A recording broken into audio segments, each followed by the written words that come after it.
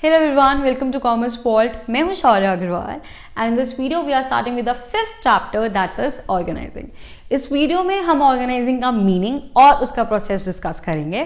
तो इसे स्टार्ट करने से पहले अगर आप मेरे चैनल पे नए हैं तो मेरे चैनल को ज़रूर सब्सक्राइब करिए. अगर आपको ये वीडियो पसंद आए तो इसे लाइक कीजिए और अपने फ्रेंड्स तक शेयर कीजिए और अगर कोई भी डाउट हो तो कमेंट सेक्शन तो है. So without wasting any time let's understand it.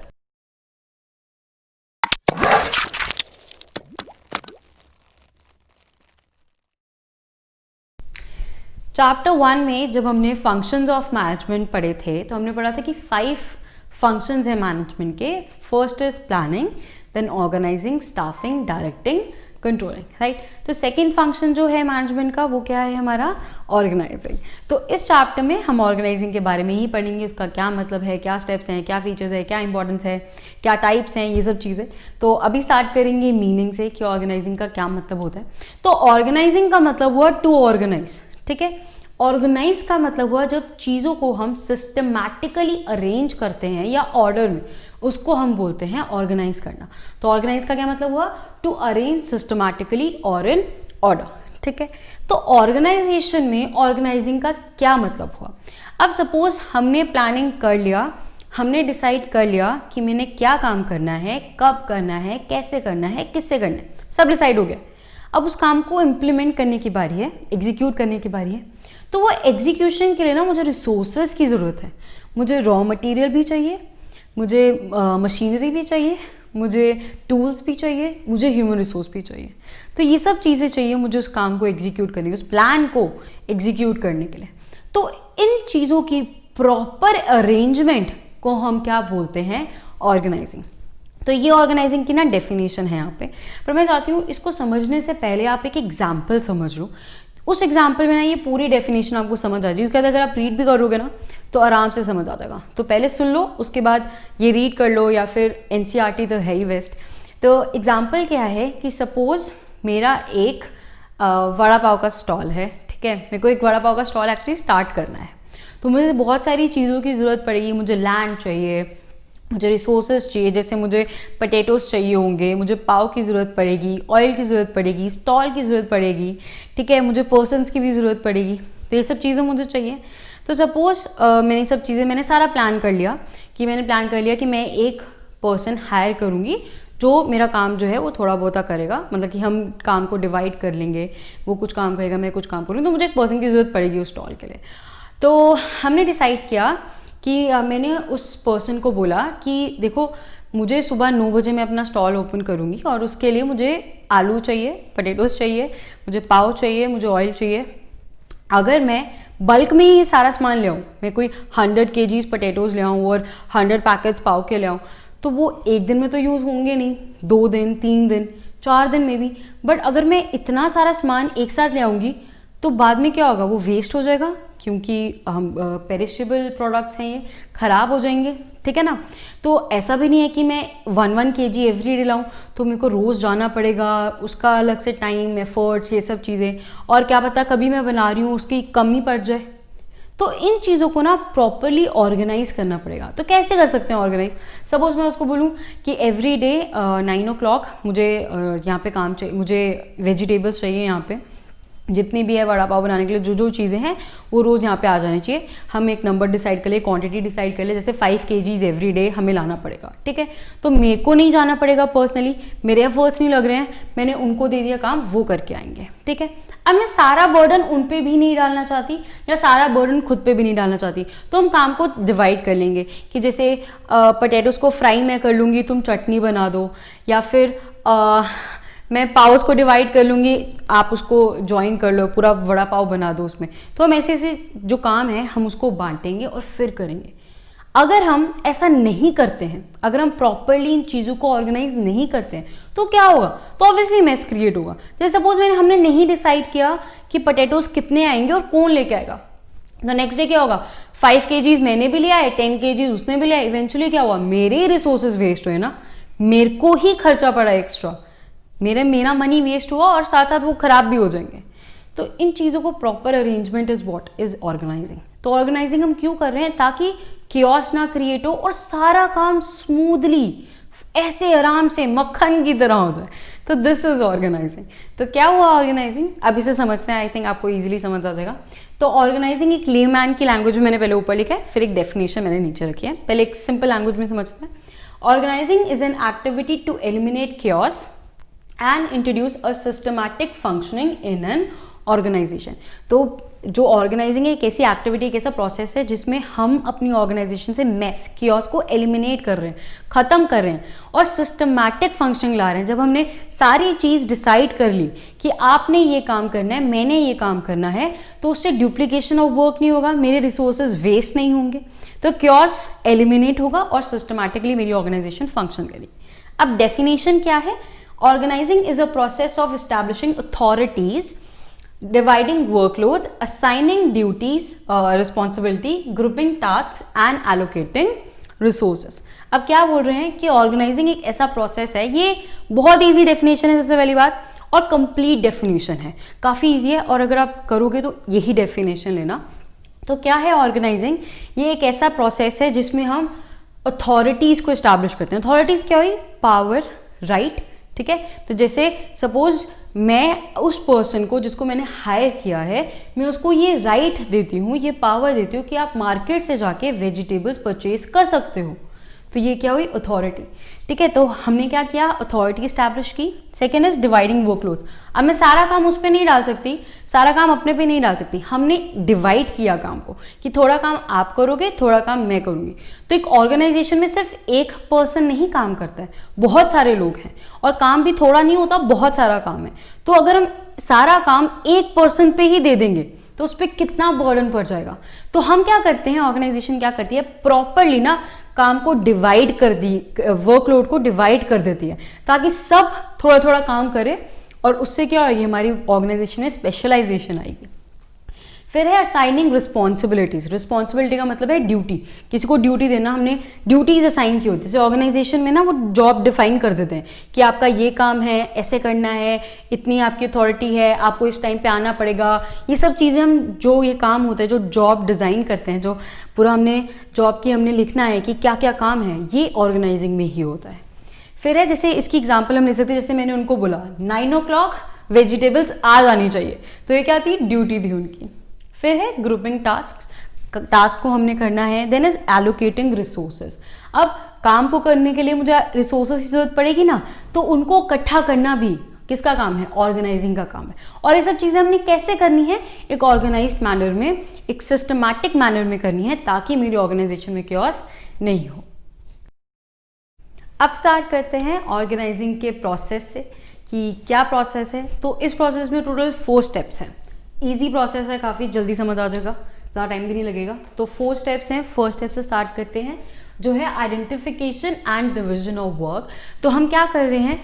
हम आइडेंटिफाई कर रहे हैं अपने गोल्स को अचीव करने के लिए, उन प्लान्स को इम्प्लीमेंट करने के लिए, एग्जीक्यूट करने के लिए मुझे जितना भी काम करना पड़े ना, जितना भी काम है, सारा काम, उस सारे काम को हमने आइडेंटिफाई करना है, ठीक है, फर्स्ट स्टेप। सेकेंड स्टेप है कि जो भी आइडेंटिफाई किया उसको मैंने डिवाइड कर देना है। कैसे डिवाइड करना है? छोटे छोटे जॉब्स में मैंने डिवाइड कर देना है। छोटे छोटे काम में ना इतने सारे काम को डिवाइड कर देना है, क्योंकि एक पर्सन सारा काम नहीं कर सकता है, तो थोड़ा थोड़ा काम, थोड़ा थोड़ा काम हमने डिवाइड कर देना है। ऐसे डिवाइड करना है, सिस्टमैटिकली डिवाइड करना है, और ऐसे डिवाइड करना है कि सारे जॉब्स एक दूसरे से डिफरेंट हो, सेपरेट हो। उससे क्या होगा? उससे chaos नहीं होगा, मेरी ऑर्गेनाइजेशन में डुप्लीकेशन ऑफ वर्क नहीं होगा, एफर्ट्स वेस्ट नहीं होंगे। तो इसलिए हम ये कर रहे हैं। सेकेंड स्टेप है डिपार्टमेंटलाइजेशन। तो ध्यान से पढ़ो क्या लिखा है, डिपार्टमेंटलाइजेशन। तो इसमें हम क्या क्रिएट कर रहे हैं? इसमें हम डिपार्टमेंट्स क्रिएट कर रहे हैं। कैसे क्रिएट करेंगे? जो भी मैंने काम को, जो काम को मैंने छोटे छोटे पार्ट्स में डिवाइड कर दिया, जो भी काम एक दूसरे से सिमिलर नेचर वाले हैं, उनको मैं एक ग्रुप में ज्वाइन कर लूंगी, एक डिपार्टमेंट क्रिएट कर लूंगी। अब आप बोलोगे कि अभी मैंने बोला कि एक दूसरे से सेपरेट होने चाहिए, अब आप बोल रहे हो सिमिलर नेचर को ज्वाइन करना है। तो सेपरेट मतलब कि इधर हम ये नहीं बोल रहे हैं कि सेम काम, इधर हम बोल रहे हैं सिमिलर काम। अब क्या डिफरेंस है, ये मैं इस फ्लो चार्ट से आपको समझाती हूँ। जैसे कि मैंने अपनी ऑर्गेनाइजेशन में डिपार्टमेंट्स क्रिएट किए, जैसे production department, marketing department, finance department, sales department, ऐसे सारे डिपार्टमेंट्स क्रिएट किए, ठीक है। अब ये कैसे क्रिएट करूंगी, क्वेश्चन इज दिस। जैसे सपोज मार्केटिंग डिपार्टमेंट है, तो मार्केटिंग डिपार्टमेंट में क्या क्या काम है, देखो प्रोडक्ट के प्राइस मैंने डिसाइड करना है कि मेरे प्रोडक्ट का क्या प्राइस होना चाहिए, वो काम अलग है। प्रोडक्ट प्रमोशन है, मुझे प्रोडक्ट की प्रमोशन करवानी है। अब प्रोडक्ट प्रमोशन के भी बहुत सारे काम हैं, मतलब कि बहुत सारे टाइप्स हैं, जिसमें एडवर्टीजमेंट के थ्रू करा सकती हूँ, स्पॉन्सरशिप हो सकती है, पब्लिसिटी हो सकती है। फिर प्रोडक्ट की डिस्ट्रीब्यूशन है, प्रोडक्ट को अपनी जगह से, मतलब कि वेयर हाउस से मैन्युफैक्चर, जहाँ पे मैन्युफैक्चर फैक्ट्री से कस्टमर तक पहुँचाना है, वेयर हाउस में स्टोर भी करना है, तो वो एक अलग काम है। फिर है प्रोडक्ट के बारे में, प्रोडक्ट की ब्रांडिंग करनी है, नाम डिसाइड करना है, फीचर्स डिसाइड करना है। तो देखो ये सब रिलेटेड किससे हैं, प्रोडक्ट से ही रिलेटेड है, लेकिन डिफरेंट है। It is similar but not same, ठीक है। तो हम क्या कर रहे हैं, जो सिमिलर नेचर ऑफ वर्क है ना, उसको ज्वाइन करते हैं, उसको क्लब करते हैं, और फिर हम क्या क्रिएट करते हैं, डिपार्टमेंट्स। अब डिपार्टमेंट्स क्रिएट करने के दो वे हैं, एक होता है फंक्शनल स्ट्रक्चर और एक होता है डिविजनल स्ट्रक्चर, ठीक है। तो ये जो हमने डिपार्टमेंट क्रिएट किया, जो हमने प्रोडक्शन क्रिएट किया, सेल्स का किया, मार्केटिंग का किया, फिर फाइनेंस का किया, ये जो डिपार्टमेंट्स होते हैं फंक्शनल स्ट्रक्चर। इसको हम डिटेल में पढ़ेंगे नेक्स्ट वीडियोस में, लेकिन अभी मैं छोटा सा जल्दी से एक्सप्लेन करती हूँ। तो फंक्शनल स्ट्रक्चर हो गए जो फंक्शंस के बेसिस पे हम करते हैं। एक हो गया, या तो हम ऐसे डिपार्टमेंट्स क्रिएट कर सकते हैं, या हम डिविजनल स्ट्रक्चर क्रिएट करते हैं।